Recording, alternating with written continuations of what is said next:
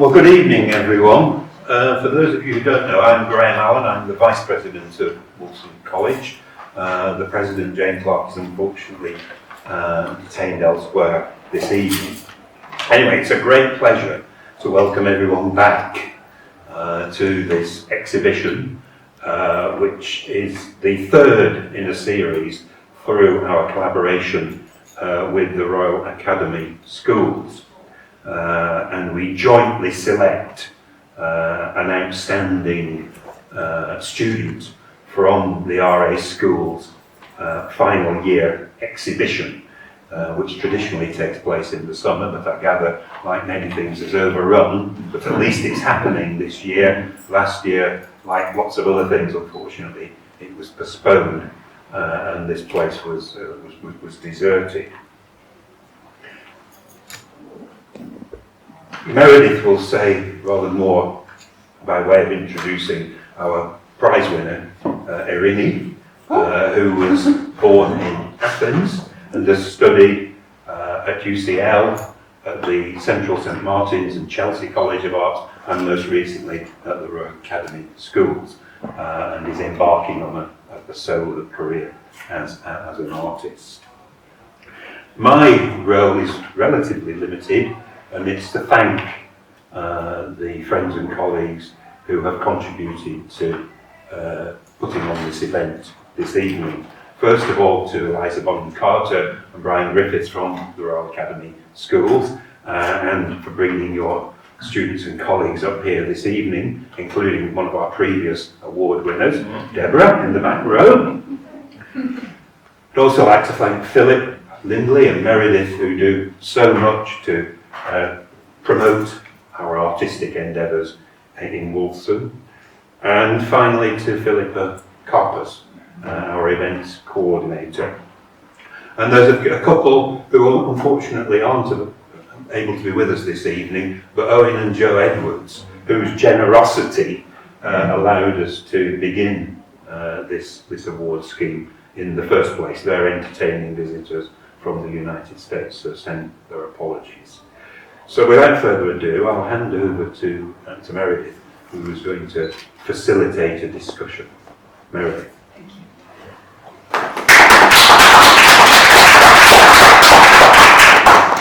Well, first, Irini, congratulations on winning the Royal Academy Schools Graduate Prize. We are thrilled to have you here, and we're thrilled to have your works in the combination room. They look terrific. So, my first question is, you named your show the Combination Show. And can you tell me a little bit about that name and how it relates to the space and your works in the space? Yeah, sure. Well, probably not the most inventive title.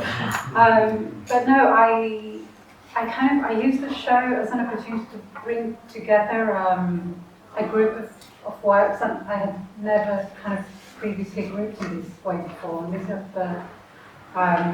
the sort of textiles, mostly embroidery pieces, which I have been working on for a while, but never kind of took out of the rest of the body of work.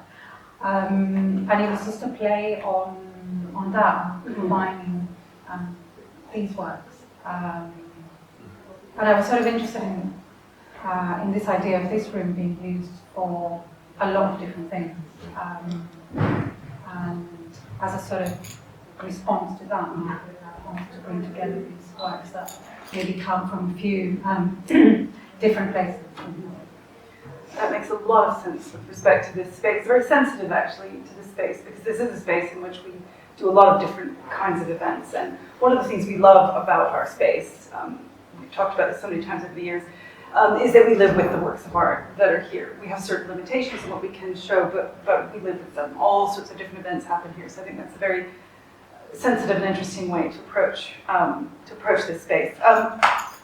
Now, I was going to ask you about that. You, in the Royal Academy Student Show, you had works from a lot of different media. You used a lot of different media in that show, and here you've limited it to textiles, not completely, because we have some works, some sculpted works here, but why textiles in the space?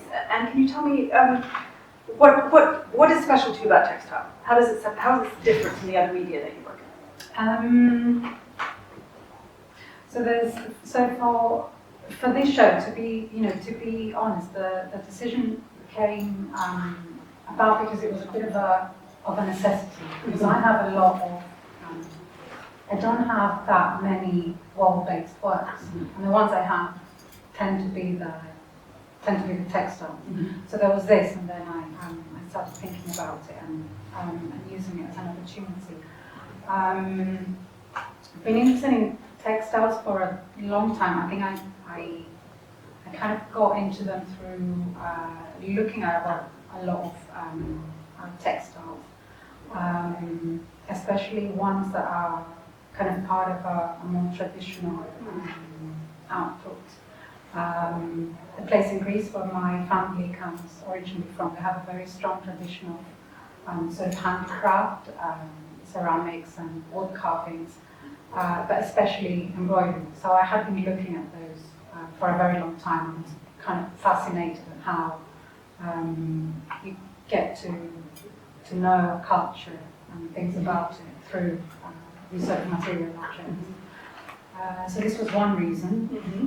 I guess I'm always attracted to things that we spend quite a lot of time with. So textiles seem to be things that we live with quite a bit in the home, but also also in other places. And then I think coming from a more sculptural background, I always at the same time I started doing this work, I was also experimenting with I did a bit of printmaking and tried different techniques. I did some photographs, and I did those as well. And there was, a sense of sort of physicality and tactile qualities and more sculptural potential, I guess. So that spoke to me. About the textiles. About the textiles. And I still do, but I kind of refer to them as objects and sculptures more than two-dimensional things. That's interesting. So they for me, they came from that. Interesting. Now, within your embroidery, you use digital embroidery, and then you have some hand stitches as well. For example, in backgammon on the wall there, and behind Philippa here, that's cross stitch, but that's also hand done. So I'm quite interested in the difference for you between these two types of embroidery, and whether do you conceive of a work differently if you conceive of it as something that you'll be doing by hand and something that you'll be doing digitally, and do they function differently for you? Not very much. Not very much anymore. I thought they would, but when I started doing embroidery, it was hand embroidery because that's what I knew. And it was also coming from this place of looking at these more traditional embroideries, and these were hand done, and that's what I learned to do and got into that. And when I started doing the digital pieces, this was more of a result of wanting to work on a different scale, and hand embroidering them not being possible anymore. But this process ended up having quite a lot of similarities with the hand embroidered things as well. There's a lot of kind of hours involved, and although I don't do it by hand, I spend probably a long time on the computer and digitally designing them. Can you tell us how the process works? Because many of us won't know. So the digital, because we understand the hand embroidery. So it can work in different ways. What I do is usually work on a sketch that maybe I have done it by hand before, more often than not, no. So I do them on, I work on Illustrator quite a lot, vectors. And then I send this sign over to an embroiderer, and then we work on kind of digitizing this design, choose the threads, and then you basically feed this design into the machine, and it does it for you. Okay, it's an incredible thing to watch. If anyone's ever seen this process before. Yeah, it's a fascinating thing. But it's interesting because you're suggesting that it's just as material a process as, well, perhaps not just as, but it's a very material process. It's a very material. Yeah. I mean, there's obviously this mechanical aspect Yeah. to it, but somehow, or at least in the way that I've used it, and I guess as a result of like the people that I've worked with, which are normally very small studios whose other clients would be fashion designers who would embroider one jacket instead of 1,000 of like, I don't know, basketball caps.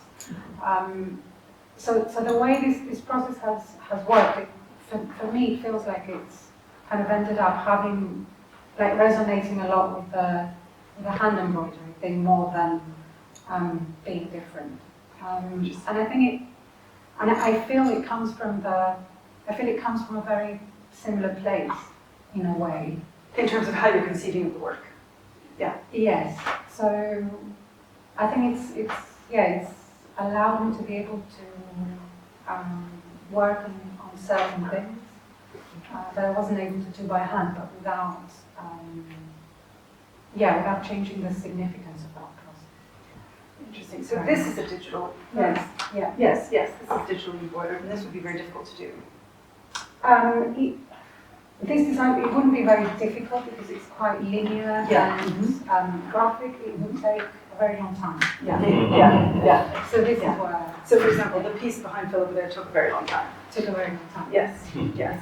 Yes. It's about a year and a half, not working on it continuously. Yeah. Continuous. No, it was a good year and a half. So we were like watching a lot of good films. Learning along. That's interesting, but in terms of the conception of the work and how it functions for you within your body of work, it's really not, there's not a sort of categorical difference between this work and this work for you. No. Interesting. I mean, I also thought in the beginning that, there would be, because it's such a, pronounced divide of, starting and having this aspect of kind of manual labor and domestic labor and Right, kind of labor associated, I don't know, like feminine work more, and then, introducing the machine. Yeah. But somehow, in the way that I've used it, it seems to be more about what this process have in common rather than how they're different. That's very interesting. I mean, if I started using it to, I don't know, mass-produce things, or if the work itself was about, a different type of production, then maybe it would be significant. But to me, it doesn't seem that it is. Maybe to others. Interesting. So can you tell us about backgammon on the wall there? Because I think you had to learn a specific stitch to do this work. Is that right? So this was one of the. I think this was one of the first I did, and this was when I was on that island and I was kind of contemplating, taking up embroidery and just learning how to do it. And I decided to learn that particular stitch that they use there, and that's very common. That throughout Greece, you're able to tell kind of the provenance of different embroideries by the particular stitch that they use. So this I was is there, localized. so it felt right Okay. to kind of learn, and it also allowed me to ask somebody if they would teach me, and they did. So there was exchange, looking at their design. So it was just a way of kind of tapping into that area of things that I very much enjoy looking at. And you have some samples in the, maybe I'm not using the right word for that, but some examples of where you've used the stitch that you've used in backgammon for two chairs, the black and white chair on the far right with the vitrine. Were those earlier efforts in that stitch, and then backgammon was a later effort in using that stitch? Yes, I think so. Yeah, I think I probably completed them afterwards. But I think, the reason they're there is that they never, I never saw them as finished. works. And I've always kind of like, kept them in a folder of research material or, kind of bits and pieces and then make it out as a office studio. So what we're looking at in that vitrine is research material, studio material. Yeah, I mean mostly so exciting. samples, I think. Mostly samples. Samples and research and, I don't use sketchbooks. Okay. Mostly, just take notes and just, keep samples of things. So this is sort of like my sketchbook, or the equivalent. It's very exciting to have something like that in the show. Can you tell us just a little bit about the different things you were experimenting with there? I mean, you've got your newly learned wheat stitch on the right. Yeah, so it's a bit of, so some of them it was things I used to try and learn a certain stitch. So just choosing relatively kind of random designs and just learning to cross stitch, and then a lot of the other things were trying to kind of decide between different kind of background fabrics to use. A lot of them were samples that I had done at the embroidery as well, trying different stitches. Different stitches on on different backgrounds. different backgrounds. Yeah. It's a very Colours. Yeah. And so, for example, the sculpture behind Graham there, the bench with the trompe-l'oeil IKEA wash tea towels.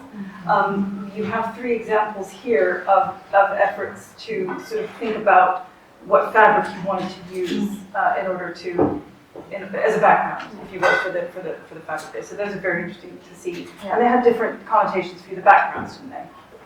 Here.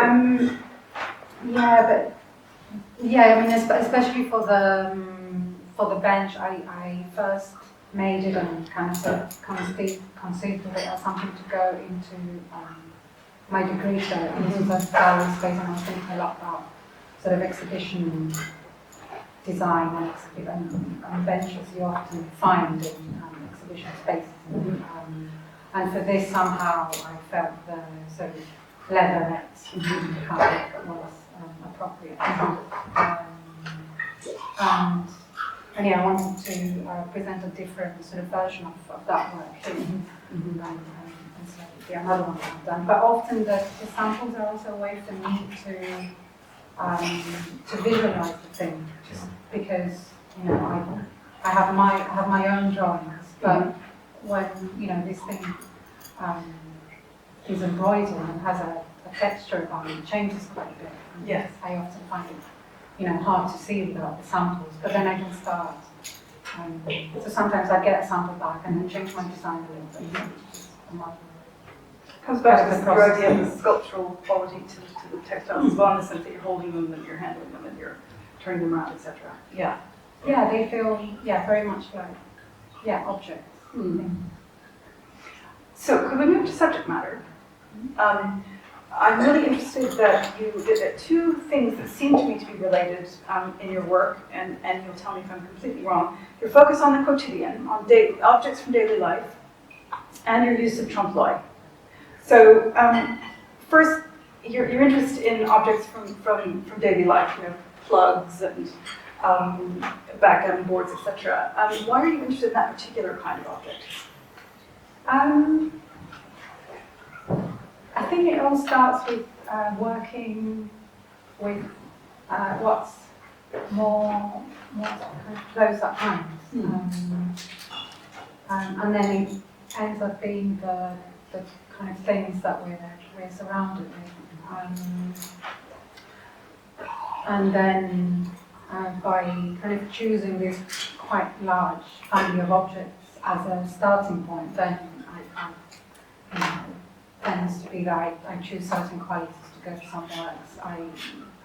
I'm very interested in some of the things are things that I find they're quite banal in some way, but also quite generic, but also maybe rather universal or recognizable in different settings.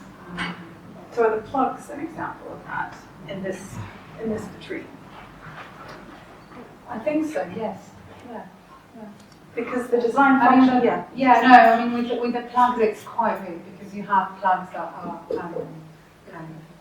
they change from kind of location to location, but they're still very recognizable. Your handling is so interesting, I think, in this case, because you have one along the back wall, and you could imagine sort of placing that on a floorboard in a room, and that could kind of function in a sort of trompe-l'oeil way. We'll get on to trompe-l'oeil in a minute. But then you've also got them stitched into these beautiful pieces of felt. So, in a sense, the illusion doesn't work there. What's your thinking there? I think I never really started out kind of set to create an illusion. I think that came with a lot of these works. Although it's present, it was kind of like by product. Okay. Of the other things I was doing, and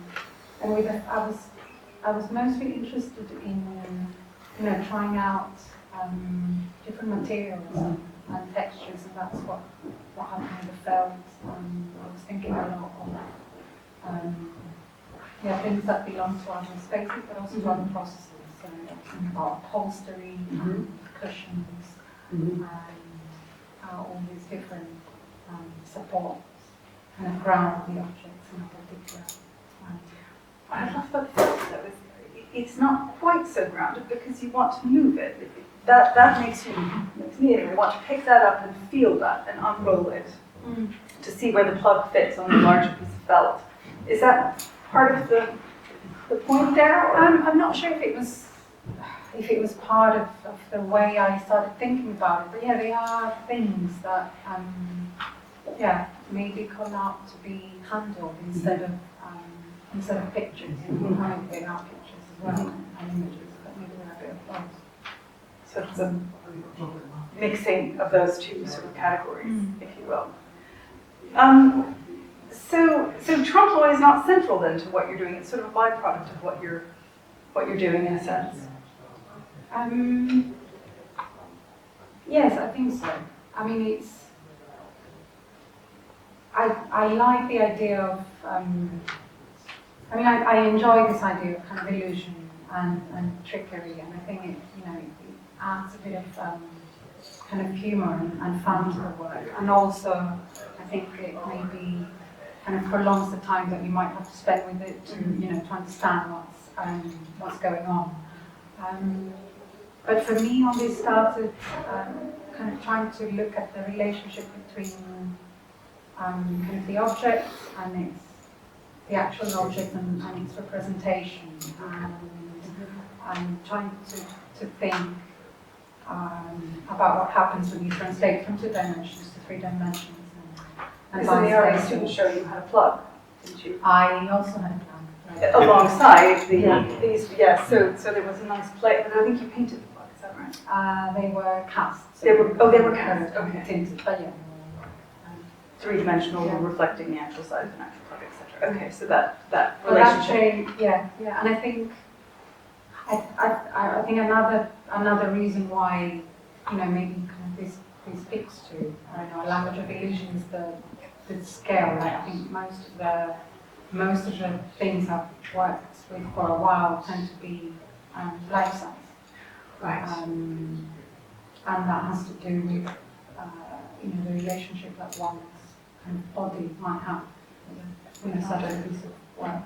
When you approach things and you think about one's space, how they arrange the space around them. So I think all these different things have led to things mimicking other things, and hence,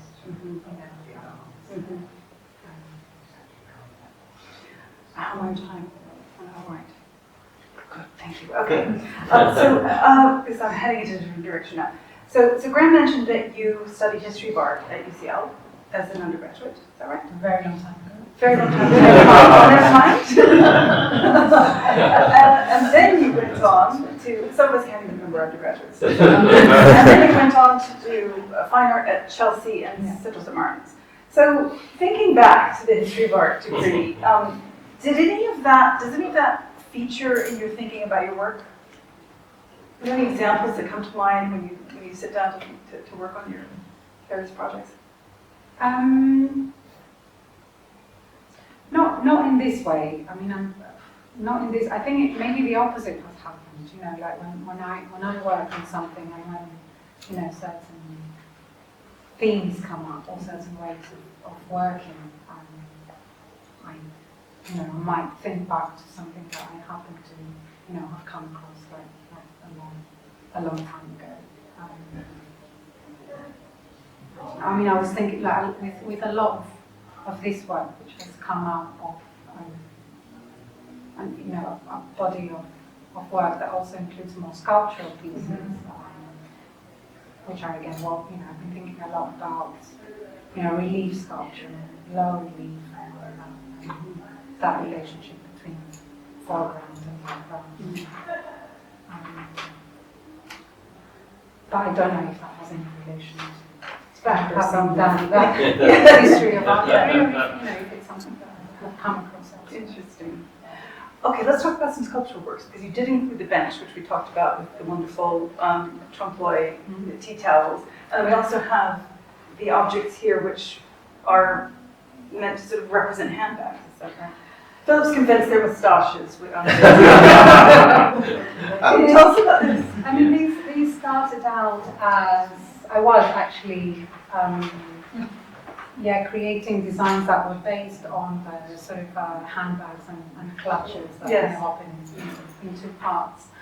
But they were hanging about in the studio for a very long time, and they sort of they became part of different works, and they had different finishes, and a lot of people kept kind of seeing them as, that they could be brushes, or they could be jellyfish, or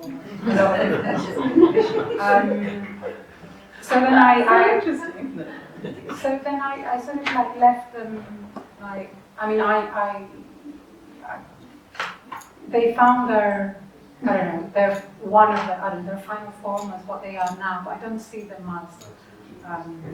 as something particular. Okay. So they could be, I think they kind of be quite open in terms of,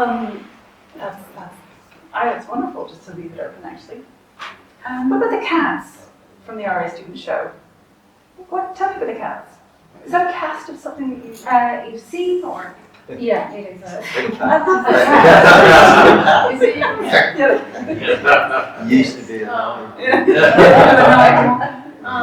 Oh, you wouldn't do that. Really know. Not mine, yeah. What about the cats? Not my cat. No. Much faster. They came from, I think that it was part of this body of work that was working towards for the degree show. And so I started imagining this space, and it started being populated by some of the sculptures that were in the studio, and a lot of things that were quite familiar, and things that kind of like surrounding either my home or my studio, and that's and things I liked, and that's how the decision to include the cats came. I always found them quite bizarre objects, these sort of porcelain, semi kind of collectable. But on bigger scale. No, on that on the scale. There's on two that scale. I found it. Yeah, it was weird because I feel these original objects are quite weird in that they're, that they're so, I don't know, they have a history about them. They're quite, they belong to a certain kind of tradition of collecting and of kind of decorating on them, whether it's in kind of English pottery studios or elsewhere. But they are life size, and there's something very weird sort of a floral pattern, like taking these weird objects. But then kind of little characters that, Yeah. I want to make sure we have some time for questions, so am I okay with one more question? One more, I think. One more yeah. question. Okay, I'm going to have to choose now. Okay, framing. This was a question that Philip is really, really interested in. Works look so different framed than they do unframed. This is an example, obviously, of an unframed, and then framed examples there. How do they strike you framed? Do they feel different? Would you prefer that they hang in this sort of way? well, they're very new for me, the frames. So Yes. they haven't they're still like sinking in. Yeah. But I think one of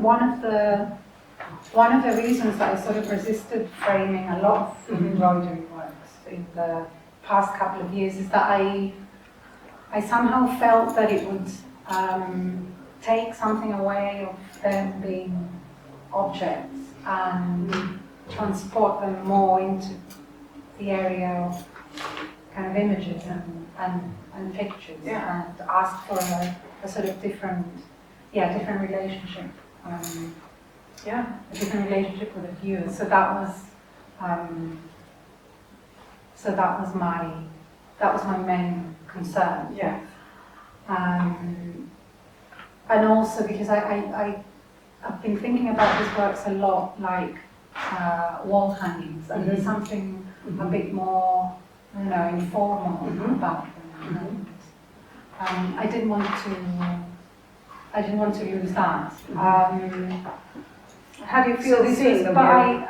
Because some of these were framed for the show, so you might. So they were framed for the show, and that's why they're framed in the ways that they are. Like, I would never. I chose these particular colours because I wanted them to be part of the, be part of the work. Very often, framing kind of, want the frame to disappear to allow the actual, thing to kind of stand out. I think with these guys, my intention, is the exact opposite. To emphasize the objectness of it. It's very interesting for me to see. There's something about how things are, contained in this, rectangular space that I wasn't thinking about before in relation to the embroideries. So that's something else to contend with. So quite interesting. Yeah, I'm quite intrigued by that one. So. Still digesting it, sounds like. Yeah, okay. But there's also like one of the things that I've struggled with the embroidery is that this, especially digital embroidery, but also the handmade stuff. It's a process that's quite hard on the background of the fabric. If you put so many stitches into it, you really kind of distort the actual fabric. And it creates a lot of kind of problems of how to show things and still kind of look, kind of like creates creases and folds. And by framing and stretching things, that's like a technical way to bypass that. You're intervening there. Well, thank you. I want to make sure we have some time for questions. So please, could I open it up to anyone with questions? Yes. Yeah, I think the sort of nature of the exchange, the formal exchange, we're in danger of losing the wittiness, I think, of a lot of these objects. There's a kind of Duchampian playfulness with things and checking things against one another, moving horizontals to verticals, turning stone into embroidery. And I actually really love some of the prototypes, if I can call them prototypes here, which I would like to see framed. Because they're very joyful. There's a lot of play in this. So I think I'm going to answer Meredith's question to you by thinking that Duchamp is at the back of this somewhere and laughing away with you. I think there's a lot of plays.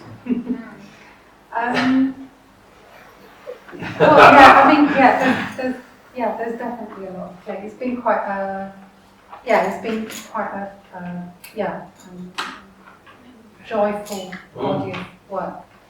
It feels it.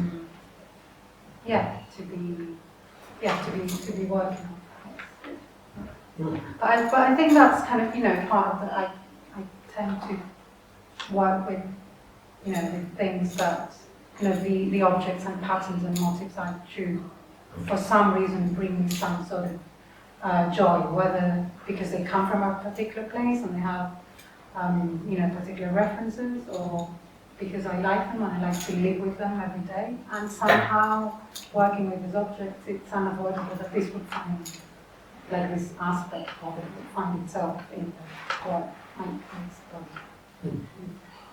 You didn't get Duchamp in there, but never mind. She didn't agree. Never mind. Any other questions?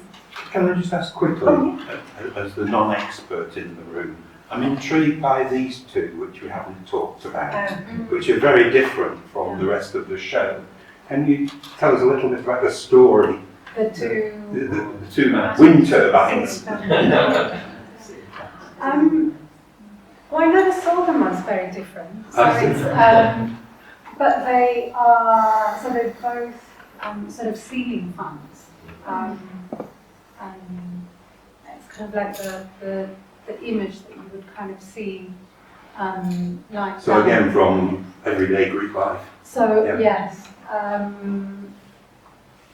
but they are the ones, I guess, because they're quite graphic. And Yeah.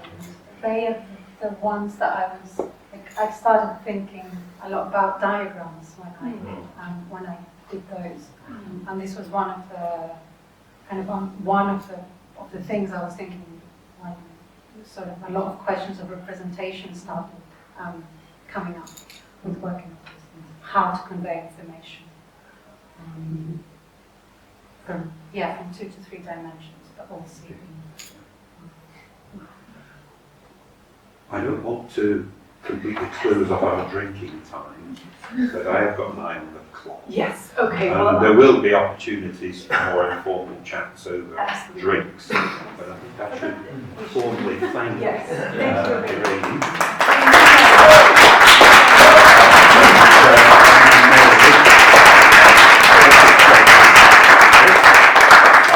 So yeah, there are drinks now, and we then need to sort of clear away Do we at get 7 o'clock. Okay, so we can stay in and this then, room. yeah, and then we'll be joined by a bigger crowd who are coming to Formal Hall.